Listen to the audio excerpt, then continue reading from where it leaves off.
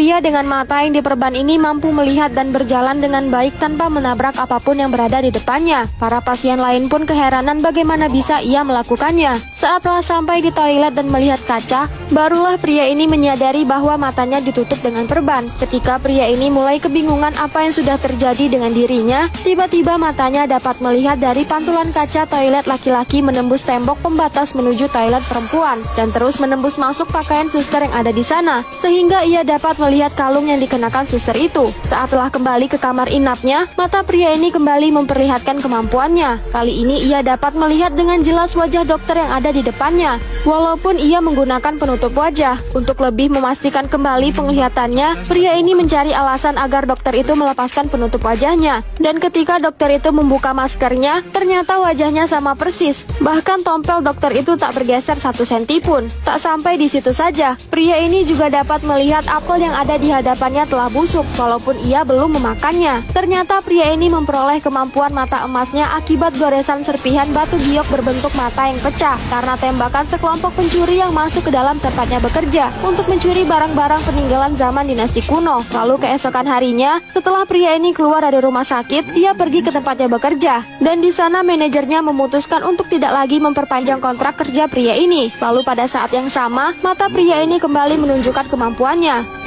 Tanpa basa-basi, pria ini langsung mengeluarkan uangnya dan membayar secara cash kepada penjual itu. Lalu tiba-tiba datang seorang wanita yang berniat akan membeli barang antik itu yang sekarang sudah berpindah tangan kepada pria bermata emas ini. Karena wanita itu ingin mengajak tawar-menawar, mereka akhirnya pergi ke kantor pegadaian milik kenalan wanita itu. Juru bicara wanita itu akan membayar 2 kali lipat dari harga yang dibayarkan pria bermata emas itu. Tapi sayang pria ini tak ingin menjual barang antik yang baru ia dapatkan itu. Lalu tiba-tiba teman pria itu langsung menawarkan harga 5.000 yuan kepada juru bicara wanita itu. Dan ia pun tak menyetujuinya dan beralasan barang antik itu bukanlah merah melainkan warna hitam. Pria bermata emas ini langsung menyangkal pernyataan juru bicara itu bahwa barang antiknya berwarna merah hanya saja tertutupi cat berwarna hitam. Dan secara tiba-tiba mantan manajer pria bermata emas itu datang sambil berkata, "Jangan-jangan barang antik itu memang berwarna merah." Manajernya lalu menerawang barang antik itu dan mulai memuji kemampuan pria ini dapat melihat barang antik secara mendetail. Manajernya lalu menggosokkan minyak ke permukaan barang antik itu dan barulah terlihat warna aslinya, yaitu warna merah yang bernilai sangat tinggi. Penjual sebelumnya pun menyesal telah menjual barangnya dengan harga yang begitu murah. Saat juru bicara itu menawar dengan harga 300.000 yuan, penjual sebelumnya langsung menawar dengan harga 600.000 yuan karena mengetahui keistimewaan barang antik tersebut. Tetapi juru bicara itu langsung memberikan harga yang lebih mahal, yaitu 800.000 yuan. Tanpa basa-basi,